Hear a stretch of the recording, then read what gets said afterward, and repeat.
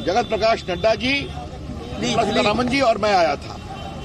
Party की ओर से हमने ये मांग की है कि बंगाल हिंदुस्तान में एक ऐसा प्रदेश बचा है जहां अभी लोकल बॉडीज और ग्राम पंचायत के चुनाव में 100 हत्याएं हुई हैं, जहां पर जीते हुए लोगों को जाने नहीं दिया जाता, जहां पर ऑफिसर्स मुख्यमंत्री के साथ धरने पर बैठते हैं और जहां पर रूलिंग पार्टी के राष्ट्रीय अध्यक्ष अमित शाह का हेलीकॉप्टर लैंड नहीं करने दिया जाता और तो और मुख्यमंत्रियों का हेलीकॉप्टर भी लैंड नहीं करने दिया जाता है। ऐसी परिस्थिति में हमने उनसे मांग की है पूरे बंगाल को सुपर सेंसिटिव डिक्लेयर किया जाए। हमने पदाधिकारियों का नाम भी दिया है, ऐसे पदाधिकारी जिनकी निष्पक्षता बिल्कुल स्पष्ट नहीं है, ऐसे पदाधिकारियों को चुनाव ड्यूटी से हटाया जाए।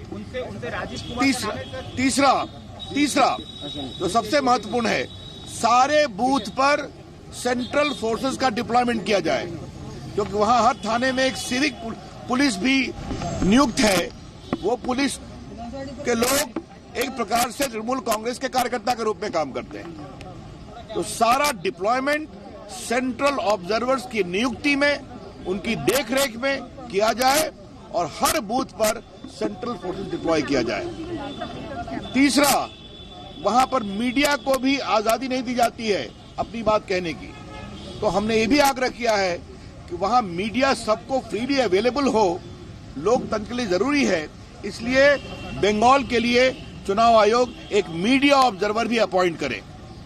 और हमने एक बात और कही है कि वहां पर एक 1986 का एक कोई सर्कुलर है जिसमें लिखा हुआ है कि स्कूल और बगलों में, बाकी धार्मिक स्थल के बगल में लाउड स्पीकर नहीं लगेगा। जहां परीक्षा है उस पर हमको आपत्ति नहीं है, लेकिन परीक्षा तो समाप्त हो रही है मार्च में।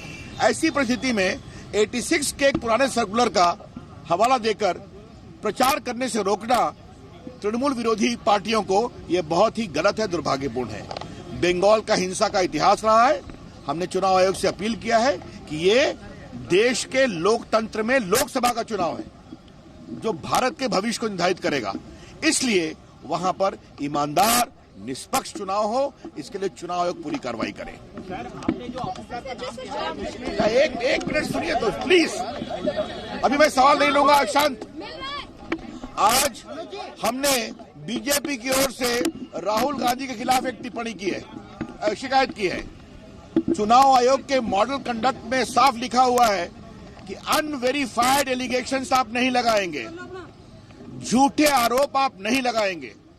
मॉडल कोड ऑफ कंडक्ट लगा हुआ है और कल राहुल गांधी ने जिस तरह से टीवी पर बेबुनियाद, झूठे, शर्मिंदगी भरी आरोप लगाए हैं प्रधानमंत्री के खिलाफ कि किसका पैसा निकाल कर किसके पॉकेट में डाल दिया, इससे कोई शर्मनाक बात हो नहीं सकती।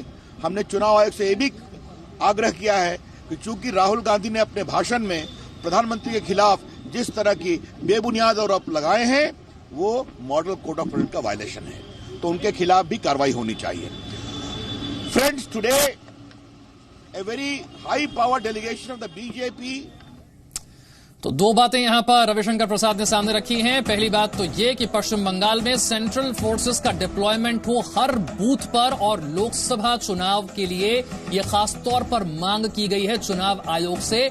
भारतीय जनता पार्टी के नेताओं ने यहां पर मुलाकात की है और कहा है कि बंगाल की स्थिति जिस तरह की है वहां पर लोकसभा चुनाव के लिए सेंट्रल फोर्सेस का डिप्लॉयमेंट होना चाहिए। और दूसरी बात ये, चुनाव आयोग से शिकायत की गई है राहुल गांधी की, जिस तरीके से टीवी पर उन्होंने झूठे बेबुनियाद आरोप प्रधानमंत्री पर लगाए, आदर्श आचार संहिता का वो उल्लंघन कर रहे हैं। हम फौरन हाजिर होंगे, बने रहिए हमारे साथ।